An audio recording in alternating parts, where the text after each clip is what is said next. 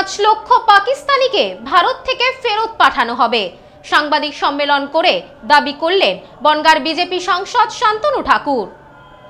খোঁজো, ধরো, ফেরত পাঠাও, এমনই স্লোগানকে সামনে রেখে সাংবাদিক বৈঠক বিজেপির বনগাঁ লোকসভার সাংসদ তথা কেন্দ্রীয় প্রতিমন্ত্রী শান্তনু ঠাকুরের।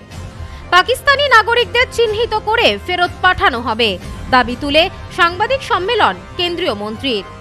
রবিবার সকালে উত্তর 24 পরগনা জেলার ঠাকুরনগর ঠাকুর বাড়িতে সাংবাদিক সম্মেলন করে কেন্দ্রীয় মন্ত্রী শান্তনু ঠাকুর বলেন, পাকিস্তানের মৌলবাদীরা ভারতে অশান্তি সৃষ্টি করছে, আমরা তা হতে দেব না।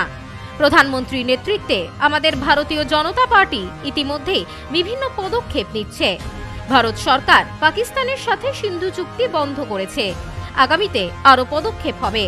পাকিস্তানি নাগরিকদের দেশে ফেরার কথা বলা হয়েছে। ভারতীয় জনতা পার্টির পক্ষ থেকে ইতিমধ্যেই পাকিস্তানিদের চিহ্নিত করে পাঠানোর কাজ শুরু হয়েছে। ভারত সরকার 5 লক্ষ পাকিস্তানি নাগরিকদের চিহ্নিত করেছে। আগামী দিনে কি হতে চলেছে পাকিস্তান তা টের পেয়ে যাবে।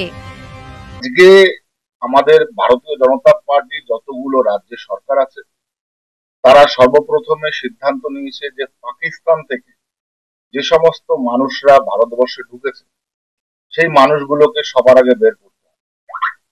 কেননা তারা ভারতবর্ষে থেকে ভারতবর্ষের অর্থনীতি কিভাবে তারা নষ্ট করছে সেটা আমরা সকলে জানি, এবং এই সমস্ত জেহাদি পন্থী যারা আছে তাদেরকে ভারতবর্ষে আসার পরে মদত দিয়ে আমাদের কর্মকাণ্ডে বাধা সৃষ্টি করছে। তাই সবার প্রথমে আমাদেরকে ভারতবর্ষ থেকে এই পাকিস্তানি যারা ওপাশের নাগরিক যারা ভিসা নিয়ে এসছে, বিভিন্ন ভিসা নিয়ে এসছে, তাদেরকে ভারতবর্ষ থেকে অতি শীঘ্র বিতাড়িত করতে হবে। এটাই আমাদের আগামী দিনের সবচাইতে বড় নীতি। এই নীতিতে আমরা খুঁজে বার করেছি প্রায় 5.5 লক্ষের উপরে যারা পাকিস্তানি নাগরিক আছে, তারা ভারতবর্ষের যারা নাগরিক তাদেরকে বিবাহ করে ভারতবর্ষে এসছে, ভারতবর্ষে থাকছে, এবং এখানে এসে বিভিন্ন জেহাদি কাজের ভিতরে তারা অংশগ্রহণ করে ভারতবর্ষের অর্থনীতি সামাজিক অবস্থানকে তারা ক্ষতিগ্রস্ত করছে।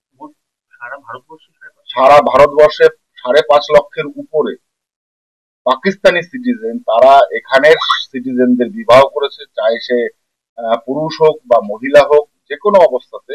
এই যে সিচুয়েশন, এই সিচুয়েশন থেকে আমাদের কঠোর যে নীতি প্রয়োগ করতে হবে, তাদেরকে ভারতবর্ষ থেকে বিতাড়িত করতে হবে।